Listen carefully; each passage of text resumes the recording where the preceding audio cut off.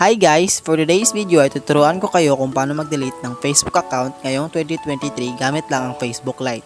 Pero bago muna yan, mag-like, share, subscribe ka muna sa aking YouTube channel at pindutin mo na rin ang notification bell para lagi kang updated sa mga susunod ko pang mga videos.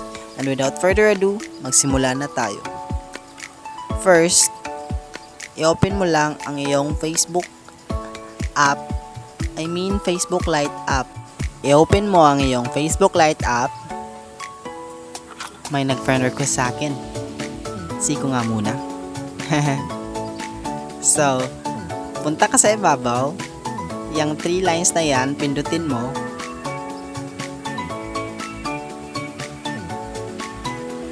And scroll down ka. Tapos pindutin mo ang settings. Yan, settings. Pindutin mo yan. And personal and account information, pindutin mo rin yan. Yan. Tapos mapupunta ka dyan. Tapos pindutin mo ang access and control. Tapos deactivation and deletion, pindutin mo yan.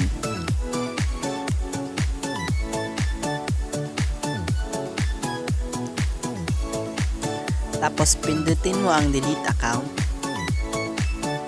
Yan. Tapos continue to account deletion. Continue to account deletion. Pindutin mo yan. Pagkatapos, continue mo lang.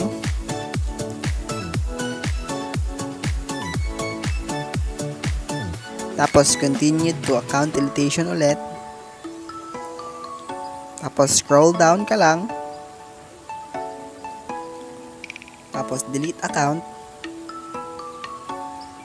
And enter mo lang password mo, Facebook password mo.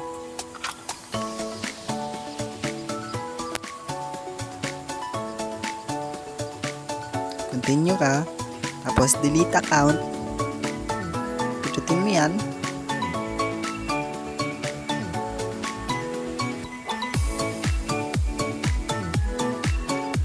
Delete account. And wala, na-delete na ang account mo. Ganun lang kadali.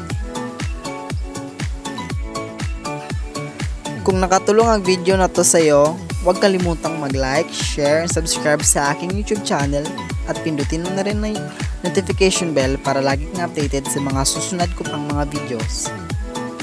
Paalam!